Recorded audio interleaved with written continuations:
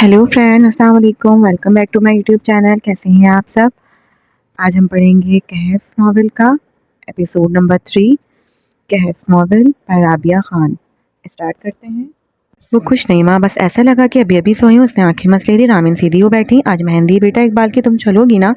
आंखों को मसलती उसकी उंगलियां बेसाख्ता साकित हुई थी। ढलती मगरिब में उसने एक अहद लिया था, अपने ईमान को बचाने का अहद। अब वो उसे नहीं तोड़ सकती थी। मैं नहीं जाऊंगी, उसने मजबूत लहजे में कहकर गोया बात ही खत्म कर दी। तुम्हारी जिंदगी बहुत मुश्किल हो जाएगी राबेल, आसान तो अभी भी नहीं है माँ।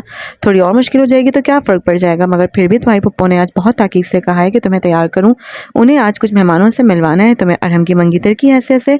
उसका दिल एक पल को डूबकर उभरा था। मैं नहीं जा सकती, फिर भी मैंने कुछ वादे किए हैं खुद से माँ, कुछ अहद बांधे हैं, मेरे कुछ स्टैंडर्ड्स हैं। मैं हर जगह मुंह उठाकर नहीं जा सकती।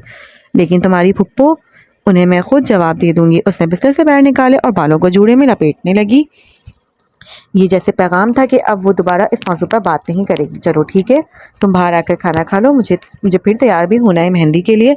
उसने इस्बात में सर हिलाया और दुपट्टा सर पे लपेट कर उनके साथ ही बाहर निकली। बाहर तो गोया रंग बू का सैलाब उमड़ आया था। हर जगह खनके महकते और महकते कहकते और महकते वजूद जर्ग पर बलबूसात में लहरा रहे थे। उसने एक पल को सब कज़न्स की तैयारी देखी और फिर ज़ेरीला मुस्कुराती हुई किचन की सिमत बढ़ आई।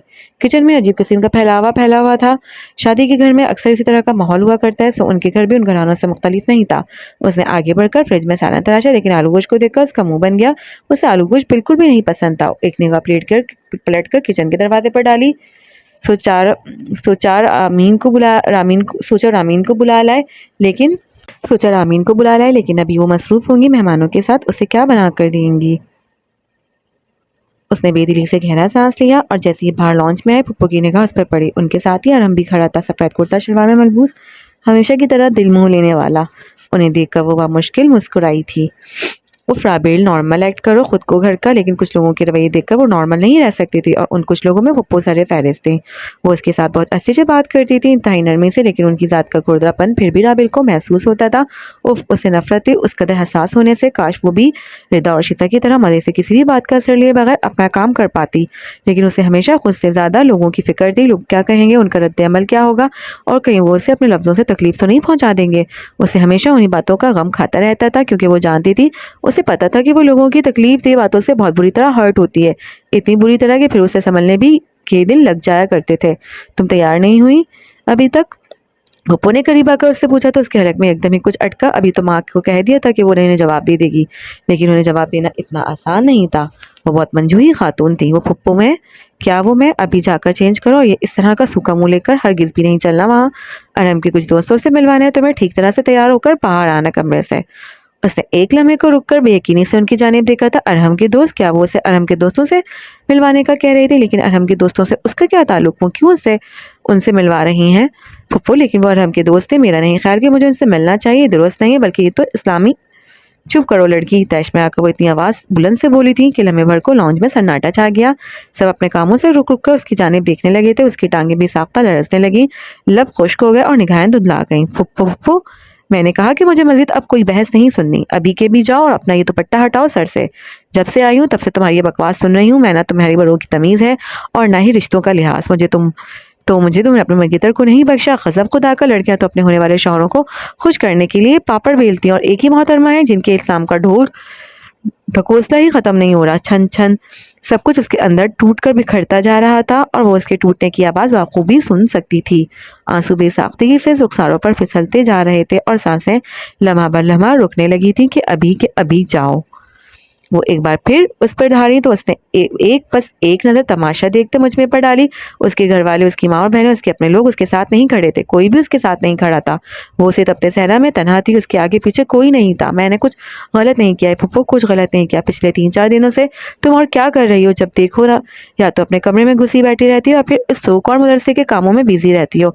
क्या दुनियादारी इस तरह से चलती है? क्या रिश्ते इस तरह से निभाए जाते हैं? हर लफ्ज़ उसके दिल में कांटा बनकर उतर रहा था, लेकिन वो फिर भी खड़ी रही। उसकी टांगें इस कदर लरज़ रही थी, लगता था कि वो अभी गिर पड़ेगी, लेकिन वो नहीं गिरी। उसी पल कोई दाखिली दरवाज़ा खोलकर अंदर दाखिल हुआ। दरवाजे के चिड़चिड़ाकर खुलने की आवाज़ पर एक लम्हे को सबने उसकी जानिब देखा था। ब्लू जीन्स पर पूरी जैकेट की जिप गर्दन तक बंद की है। मास अंदर दाखिल हुआ था। एक नजर लॉन्च में खड़े हर जीरू पर डाली। अरहम को देखकर एक पल के लिए तेवरी चढ़ी और फिर उसकी निगाह उस लड़की पर टिक गई जो हिजाब बांधे गर्दन झुकाकर बेसाख्ता उबलते आंसुओं को काबू पाने की कोशिश कर रही थी। इतनी दूर से भी नजर आ रहा था कि वो सर से पैर तक लरस रही है। अगले ही लम्हे अब वो अफसोस से साइमा की जानिब देख रहा था। अरहम, तुम्हारे दोस्तों का एक्सीडेंट हो गया हाईवे पर। उन्हें हॉस्पिटल ले जाया गया। दरअसल 2-3 गाड़ियों का एक साथ टकराव हुआ है तो मालूम नहीं उसमें तुम्हारे कितने दोस्त की डेड बॉडीज हैं। अंदर आकर उसने इंतहाई सुकून के साथ गोया धमाका किया था। अरहम एकदम ही बाहर की जानिब भागा। साइमा ने बेयकीनी से मास को देखा। और फुप्पो, अभी मैं जाहिद चचा के घर नहीं से आ रहा हूँ। इबाद अंकल कह रहे थे उनकी कोई भी कपड़े इस्त्री नहीं। मेरे ख्याल से आपको अपनी जानिब तवज्जो जरा कम करके उनकी तरफ भी देखना चाहिए। बेचारे कहाँ अब इस उम्र में अपने कपड़े इस्त्री करते फिरेंगे। आखिर मैंने इंतहाई सादगी से कहा तो साइमा की तेवरी चढ़ी। तुम हमारे मामला से दूर रहो मास। उनके जवाबी वार पर वो जैसे महफूज हुआ था। आईब्रो एक लम्हे को हैरत से ऊपर उठे। लबों पर हल्की सी मुस्कुराहट उभरी। उसे परवाह नहीं थी कि कितने लोग उसे बैक वक्त देख रहे हैं। लोग देखते हैं तो देखते रहें। रियली ओके, मैं बिल्कुल ऐसा ही करूंगा। अगर जो भी लोगों के मामला से दूर रहूंगी तो ये मेरा और राबेल का मसला है। तुम्हें दरमियान में आने की जरूरत नहीं। राबेल ने पलटकर अब के मास को देखा था। उसने लापरवाही से कंधे उचकाए। उफ, आखिर इतना डर कैसा हो सकता था। ये इंसान उसे बेख्तियार उस पर रक्श आया था। आप जाकर कपड़े इस्त्री कर दें, नहीं तो वो वॉशरूम में यूं ही बैठे रहेंगे। उसके लाउंज पर जवाब में लड़कियों की दबी दबी सी हंसी गूंजती तो साइमा का वजूद पल में दबकर भस्म हो गया। एक कड़वी निगाह राबेल पर डाली और दूसरी कहकर आलू निगाह से मास को देखती। वो बाहर की जानिब बढ़ी तो एकदम जैसे लाउंज में जिंदगी लौट आई। उसने हथेलियों से आंसू रगड़े और जैसे ही पलटने लगी कि किसी की आवाज ने उसके कदम साकित कर दिए। कहना कहना कितना कहा था मैंने तुम्हें कि यूं अपने दुपट्टे के लिए रिश्ता खराब मत करो। लेकिन राबिल, तुमने खाक में मिला दी है अपने बाप की इज्जत। अब देखना तुम्हारी फुप्पो क्या करती हैं तुम्हारे साथ। खानदान भर में रुस्वा ना कर दिया तो अपनी माँ का नाम बदल देना तुम। उनके लहजे का अफसोस सुनकर उसने उन्हें रोकना चाहा, लेकिन वो नहीं रुकी। आंखों के किनारे से आंसू साफ कर दिए। दुपट्टा ठीक से लिए हुए वो भी फुप्पो के पीछे भाग गई थी। आंसू रोकने की वजह से उसका हल अब के दुखने लगा था। आंखें जब्त के बायस गुलाबी सी रंग में ढल गईं। अंदर ही अंदर खौफ की कई परतों ने बैक वक्त जन्म लिया था। कुछ ही पल में हर एक उसे अहानत और तमस्कुराना देखकर मुस्कुराता हुआ बाहर की तरफ बढ़ा तो इससे अपने कदमों पर खड़ा होना हजाब हो गया। उन चंद लम्हों में क्या कुछ नहीं सह लिया था उसने। तंज, हकारत, तमस्कुर।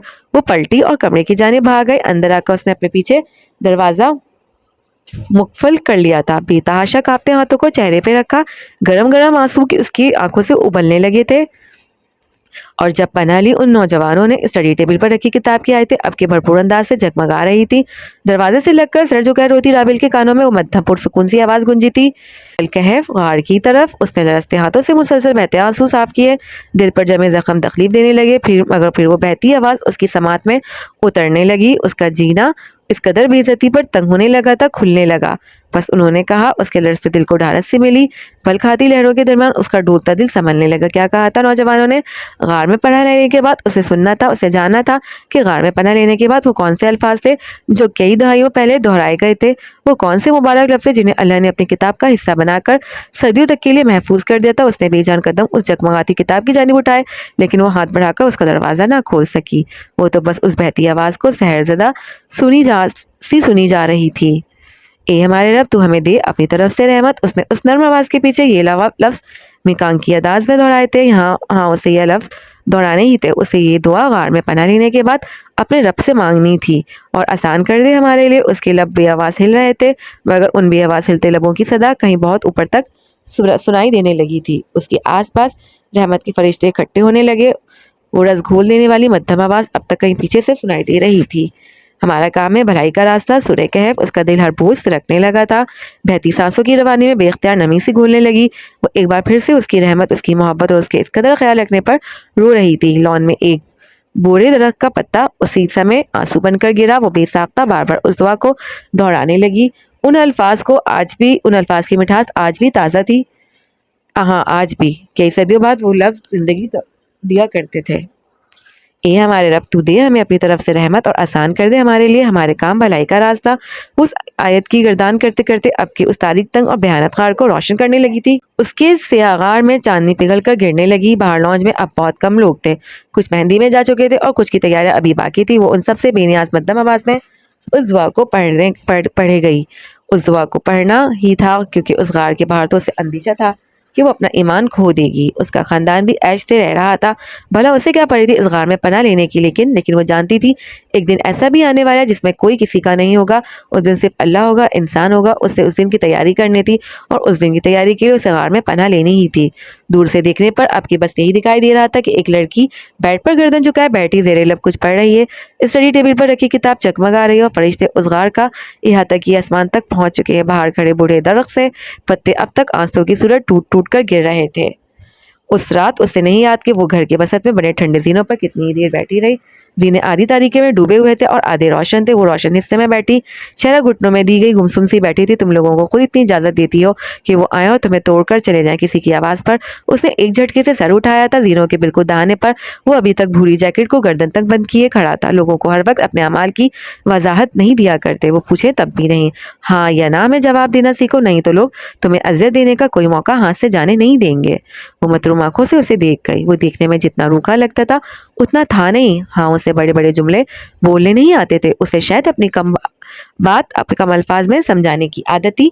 मुझे लगता है कि अभी अज़ियत कभी ख़त्म नहीं होगी, कभी भी नहीं। माज ने गहरा सांस लेकर ठोड़ी खुजाई और किचन की जानिब बढ़ा, लेकिन फिर अगले ही लम्हे वो उसके सवाल पर रुक भी गया था। अरहम के दोस्त कैसे हैं अब? उसने कभी उससे बात नहीं की थी, मगर जाने कि वो उस गैरों के झुरमुट में अपना अपना सा लगने लगा था। खुश्क और बेवक्त नर्म, पता नहीं। लेकिन तुमने ही तो कहा था कि उनका एक्सीडेंट हो गया था हाईवे पे। फिर अब कैसे हैं वो लोग? मैंने तो सिर्फ एक हादसे की बात की थी, पता नहीं उसमें उसके दोस्त थे भी या नहीं। मजे से कंधे कंधे उचकाए तो राबिल एकदम उठ खड़ी हुई। बेयकीनी से उसकी पोश को देखा। लेकिन तुमने तो कहा था कि आइंदा कभी तुम अपने दोस्तों से मिलवाने के बारे में सोचेगा भी नहीं, बेगैरत। एक बार फिर उसने सर झटक कर कदम किचन की जाने बढ़ाए तो वो उसके पीछे ही चलती आई। सादा से शलवार कमीज में उसका सरापा दमक रहा था। तुम क्या कर रहे हो? उसने एक नज़र पलटकर राबिल को देखा और फिर बगैर कोई जवाब दिए जैकेट की आस्तीन पीछे को चढ़ा था। किचन की जाने मुतवज्जा हुआ। चंद पल यहाँ वहाँ कुछ तलाशा और पैन रखा, हल्की आंच पर तेल गर्म करने के लिए रखा। अगले ही लम्हे उसके हाथ तेजी के साथ कटिंग बोर्ड पर खटाखट गोश्त काट रहे थे। वो बेयकीनी से उसकी पुश्त देखी गई। तुम क्या कर रहे हो मास? कुछ खाया है तुमने? उसने पलटने बगैर ही इफ्तिसार किया था। राबिल का सर खुद ब खुद नफ़ी में हिल गया। एक लम्हे को पलटकर उसने राबिल को देखा था। जाने कैसा बंदा था वो। तुम्हारी मदद का शुक्रिया मास। उसने उसकी बात सुनकर लापरवाही से कंधे उचकाए जैसे कह रहा हो वॉट एवर। राबिल को लगा अभी वो उसे कहेगा कोई बात नहीं, ये तो मेरा फ़र्ज था और मेरी जगह कोई भी होता तो वो भी यही करता। लेकिन उसने सिर्फ कंधे उचकाए थे। उसका अंदाज अजीब नहीं था, उसका अंदाज बस मुख्तलिफ था। अब के वो फ़ोन पर शायद अपने किसी वर्कर से बातें करता। तेजी से मसाले को भून रहा था। सारे किचन में इश्तहा अंगेज सी महक फैल गई। राबिल की भूख एकदम ही चमक उठी थी। फैसल से कहो कि ताज़ा सब्जियां लाए, इस तरह खाने का जायका ख़राब नहीं होगा। फिर अगले पर उसने रुककर दूसरी जानिब से कुछ सुना और फिर चंद हिदायत देता। फ़ोन रख चुका था। अब के सारा फैलावा समेट कर उसने एक जानिब किया और फिर डिश में मसालेदार सी स्पैगेटी निकालने लगा। दूर से देखने पर ही वो इतनी मज़ेदार लग रही थी कि राबिल को सब कुछ भूल गया। उसे अभी खाना खाना था। एक बार फिर से उसका फ़ोन बजा तो उसने फ़ोन कान से लगाते स्पैगेटी उसके सामने किचन में लगे गोल टेबल पर रखी और उंगली से उसकी जानिब इशारा किया जैसे कह रहा हूँ उसे खा लो। फैसल, मुझे लगेगा कुछ दिन यहाँ अभी तुम्हें ही देखना होगा। चंद दिनों तक रेस्टोरेंट में जल्दी आने की कोशिश करूंगा। अगले इलम उसने फ़ोन रखा तो राबिल उसे ही देख रही थी। तुम क्या करते हो मास? मेरे दादा की जायदाद से निकलता आधा हिस्सा तो फुप्पो हत्या चुकी थी, इसीलिए हमारे हिस्से में कोई लंबी चौड़ी कंपनी नहीं आ सकी और जो आ सका था उससे बाबा ने एक रेस्टोरेंट का काम शुरू किया था। मैं रेस्टोरेंट ऑनर हूँ। उसने आस्तीन ने कलाइयों पर बराबर की और माथे पर बिखरे बालों को हाथ से पड़े करता बाहर के जाने बढ़ गया। राबी ने एक लम्हे को पलटकर उसे जाते देखा था। बहुत दिनों बाद उसकी लबों पर हल्की सी मुस्कुराहट उभरी थी। खुश आंसुओं के निशान लिए वो अब के बहुत रुग़बत से स्पैगेटी खा रही थी क्योंकि उसे आलू गोश्त बिल्कुल भी नहीं पसंद था। किचन से दाखिली दरवाजे की जानिब जाते हुए उसने एक पल को मुड़कर उसे रुग़बत से खाना खाते हुए देखा और फिर गहरा सांस लेकर आगे बढ़ गया। कद आवर दरवाजे को जाती फुर्तीली रविश पर कदम रख धरते उसने सरसराते झोंकों के बायस हाथ भी साख्ता जीन्स की जेब में अड़से थे। एक निगाह उठाकर धाई चचा के बंगले की जानिब देखा। रंग बिरंगे कुमकुमों से जगमगाता उनका बंगला उस समय नाच गाने की आवाज़ों से गूंज रहा था। उसने कोफ से गहरा सांस लेते हुए कदम घर से बाहर की जानिब बढ़ाए और फिर गर्दन झुकाए तवील सड़क पर खामोशी से चलने लगा। याद किए सफ़ात निगाहों के सामने फड़फड़ाने लगे थे। जब कोई तकलीफें होना मास तब उसे चंद आराम से देर से जुमले कहने के बाद अच्छा सा खाना खिलाना चाहिए। खाना खिलाने वाले अल्लाह को बहुत पसंद होते हैं।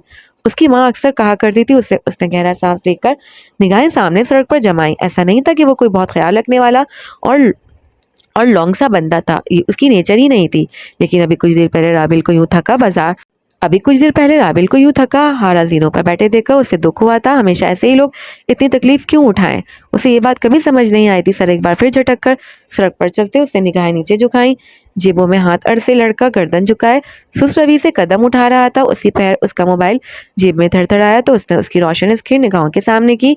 शनासा सा नंबर जगमगाता देखकर उसने अगले लम्हे फोन कान से लगा लिया था। कैसे हो? दूसरी जानिब से एक फिक्रमंद सी मर्दाना आवाज उभरी थी। उसने एक हाथ जेब में अड़स रखा था और दूसरे से फोन थामे वो तारकोल की सड़क पर कदम कदम चल रहा था। ठीक, कहाँ पर हो? सड़क पर हूँ। मेहंदी में क्यों नहीं गए? आज थी ना इकबाल की मेहंदी। वो आखिर में उससे पूछ रहे थे। शुरू के सवाल में हल्का सा गुस्सा भी था। मास का क्या भरोसा, पता चला उनके घर ही ना गया हो। वो उसे बखूबी जानते थे। जी आज ही है उसकी मेहंदी। तो तुम सड़क पर क्या कर रहे हो? चल रहा हूँ। जवाब आसान था। दूसरी जानिब वक्कार उसके पुरसुकून से जवाब पर भिन्न आए थे। खर खदी का बच्चा, वहां भेजा किस लिए था तुम्हें? उनके तर्ज तखातुब पर वो हल्का सा मुस्कुराया था। उनका कसूर नहीं था, दादी पख्तून खानदान से थी, इसीलिए इतनी मिठास तो खैर कभी कभी उनकी जुबान में भी आ जाया करती थी। एकदम एक सरसराता झोंके के बायस उसके बाल माथे पर गिरकर उड़ने लगे थे। मेरा दिल नहीं चाह रहा था जाने का, इसीलिए नहीं गया। अपने मखसूस अंदाज में कंधे उचकाए जैसे अब उखाड़ने को जो उखाड़ना है। मास मैंने तुम्हें ताकीद करके भेजा था, तुम किसी भी फंक्शन में डंडी नहीं मारोगे, फिर भी तुम वही कर रहे हो जो तुम चाहते हो। ये इज्जत रह गई है बाप की अब? उनके खासे जज्बाती से रद्द अमल पर उसने एक पल को मोबाइल कान से हटाकर देखा था। क्या करे वो, उनका कुछ और आजमाए। मुझ पर असर नहीं हो रहा। बदतमीज बाबा, अगर आपको इतना ही शौक था इस किस्म के फंक्शंस में शिरकत का तो आप खुद क्यों नहीं आए?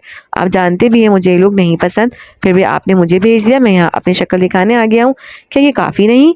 नहीं, ये काफ़ी नहीं है। मैं चाहता हूँ कि तुम उन्हें अपनी शक्ल बार बार दिखाते रहो। जी, ताकि अगले ही दिन मेरा सामान मेरे मुंह पर मारकर मुझे घर से बाहर निकाल दें। इतनी अच्छी शक्ल भी नहीं है अब आपके बेटे की। निकल आए इस खुशफहमी से। तुम अभी के अभी मेहंदी में जा रहे हो। ओहो, मैं नहीं जा रहा। मास, तुम इतने ढीठ क्यों हो? क्यों तुम्हें समझ नहीं आती कि तुम्हारा वहाँ मौजूद होना लाजमी है? मैं यहाँ रेस्टोरेंट देखने के लिए रुका हूँ। तुम कम से कम जिस काम के लिए गए हो उसे पूरा करो। और मैं भी पिछले कोई 65 बार पूछ चुका हूँ, आखिर मेरी मौजूदगी उस शादी में इतनी ज़रूरी क्यों है? मैंने क्या करना है वहाँ जाकर? चुपचाप जाकर बैठना है, लोगों को देखना है, 3-4 बार आपकी खूबसूरत खानदान वालों की हरकतों पर खौफ से सर झटकना है और उसके बाद हर खातून को बताना है कि मैं किसका बेटा हूँ। आपको लगता है ये सब आसान है? आपको अंदाज़ा है औरतें कितनी बातें करती हैं? आखिर में वो जैसे बिलबिलाया था। वकार ने दूसरे जानिब अफसोस से सर हिलाया। आखिर वो क्या करें उस लड़के का? ये सब बातें तो बेटा लड़के एंजॉय करते हैं। सीरियसली? एक सेकंड के लिए रुककर उसने अपनी नाक को चुटकी में लिया था। बाबा, आप चाहत क्या है मुझसे? आखिर मैं बस ये चाहता हूँ तुम शराफत से जाकर शादी अटेंड करो और किसी भी फंक्शन में डंडी मारे बगैर शिरकत करो। आखिर में जैसे उन्होंने उसे तंबिया की थी, अभी जो उनके सामने होता तो एक आध गद्दी पर तो धर ही देते, गुद्दी पर तो धर ही देते। ये नालायक। ठीक है, और अब के फिर से चलने लगा था। बस कोई एक ऐसी वजह बता दे जो मुझे कायल कर सके, फिर मैं चला जाऊंगा शादी में, और अगर नहीं तो फिर भूल जाए। उस फकार का दिल किया अपना सर दीवार में मार लें। गहरा सांस लेकर उन्होंने फोन कान के साथ कुछ और जमाया था। देखो रीजन बाबा। और फिर वक्कार एकदम खामोश से हो गए। हाँ, वो माज था, उसकी मर्जी शामिल नहीं होगी तो वो नहीं जाएगा, ये तय था। माज, मैं चाहता हूँ कि खानदान की किसी एक लड़की से तुम्हारी शादी हो जाए। उनके जुमले ने उसके सर पर गोया धमाका किया था। उसने नासमझी से आंखें खोलकर फोन को देखा। क्या कहा आपने? क्या क्या गलत कहा है ये बताओ? जल्दी से हिचकिचाकर बात समेटी। सही क्या कहा है आपने? इसके सामने लम्हे भर को खानदान भर की लड़कियां घूमी थी। उफ, एक तो उनके वो नीले पीले से कपड़े, और जो वो एक ही बात बार बार पूछ कर नस फाड़ती थी वो अलग। उसने एकदम झिरझिरी ली थी सरसराती हुई हवा से उन्हें। नहीं, खानदान की लड़कियों से? माँ, तुम मेरे एक ही बेटे हो। मैं चाहता हूँ कि तुम्हारे जरिए अपने खानदान के साथ जुड़ा रहूं। मैं इस बुढ़ापे में उससे मजीद दूर नहीं रहना चाहता बेटा। पहले ही सौतेले रिश्ते की वजह से मैं उनके करीब नहीं आ सका। हाँ राइट, ऐसे लोगों के लिए जिन्होंने आपको रात की तारीकी में घर से निकाल बाहर किया था। उसका लहजा इस कदर तल्ख था, उसे खुद अपने हल्क पर कड़वाहट सी महसूस हुई थी, लेकिन वो ऐसा ही था, दिल जख्मी कर देने की हद तक साफ को। और वो जानता था उसके इस आखिरी जुमले ने बाबा की समाज को कैसे जख्मी किया होगा। चलने में दूसरी जानिब गहरी खामोशी छाई रही। मैं माफ़ कर चुका उन सबको, लेकिन मैंने अभी तक किसी को माफ़ नहीं किया है। उसके लहजे की तलखी अब के सरसी फिजा में तहलील होने लगी थी। मास, क्या तुम अपने बाप की इतनी सी बात भी नहीं मानोगे? मैंने बहुत इंतज़ार किया है बेटा, मैंने बहुत सब्र किया है, लेकिन अब मैं अपने भाइयों को यूं भाइयों के साथ मरासिम बढ़ाना चाहता हूँ। मैं चाहता हूँ तुम्हारे ज़रिए कम अज़ कम मेरे रिश्ते का धागा उनके साथ फिर से जुड़ जाए। मेरी उम्मीद को इस तरह मत तोड़ो बेटा। मास के चेहरे बेहद सुपाट हो गया था, इतना सुपाट कि हद नहीं, यूँ लगता था सर की सारी सख्ती उसके चेहरे पर उतर आई हो। मुझे कोई दिलचस्पी नहीं है उन लोगों से मरासिम बढ़ाने में बाबा, क्योंकि मैं अभी तक कुछ नहीं भूला हूँ, कुछ भी नहीं। चलने में दूसरी जाने फिर से खामोशी चाह रही। वो जानता था उसके अल्फाजों ने बाबा को तकलीफ दी थी, मगर वो मजीद उनकी शक्ल नहीं देखना चाहता था। उन्हें ऐसे देखकर उसके अंदर बहुत कुछ बैक वक्त उबलने लगता था। कई सालों पहले की ज्यादतियां याद आने लगती थी। क्या वो कुछ भूला था? उसके दिल से बातें नहीं निकली थी। उसकी समाज से गुजरे औकात की गूंज नहीं जाती थी। उसकी सबसे बड़ी कमजोरी थी ये कुछ भुला ना पाना, वाकयात को पूरी जज्बात से याद रखना। क्या तुम अपनी माँ को भी यूं ही जवाब देते? वो जवाब नहीं था, जवाबी वार था। उसके उठते कदम बेसाख्ता साकित हुए, सुरमई कांच किरकिट से होने लगे। बाबा ने दुखती रग पर हाथ रखा था उसकी। हाँ, वो जानते थे उसे तकलीफ सबसे ज्यादा कहाँ होती थी। बाबा, मैंने आपसे कहा भी है 1000 दफा कि माँ का जिक्र मत लाया करें दरमियान में। उसने जब से बस इतना ही कहा था। दूसरी जानी वक्कार कर्व से मुस्कुराए थे। तो ये साबित हुआ कि तुम अपनी माँ से ज्यादा मोहब्बत करते हो। बाबा, मैं वलीमे तक आ जाऊंगा, फिर तुम घर आ जाना, ज्यादा तकलीफ करने की जरूरत नहीं है तुम्हें। उन्होंने उसकी बात सुने बगैर दूसरी जाने फोन रखा तो उसने बिना किसी तासुर के फोन जेब में अड़सा और फिर सड़क किनारे बने संगी बेंच पर शिकस्ता सा बैठ गया। जाने आंखें क्यों मसली थी उसने अपनी। इतने कड़वे ना बनो मास, कुरान पढ़ने वाले इतने कड़वे नहीं हुआ करते। उसने गहरा सांस लेकर चेहरा उठाया। सिंगी बेंच के ऊपर एक बूढ़ा पैर, उस पर उस स्याही में भी साया फिगन था। वो खाली खाली नजरों से उसकी झूलती शाख को देख गया। उसे याद था कि उसकी माँ उसे किस तरह फजर पर उठाया करती थी। वो उस नरम गरम सी आगोश को भूला ही कब था। मास, अल्लाह के नेक बंदे फजर की स्याही में नमाज अदा करते हैं। उठ जाओ, अगर तुमने अपनी नमाज खो दी तो कभी कुछ भी नहीं पा सकोगे।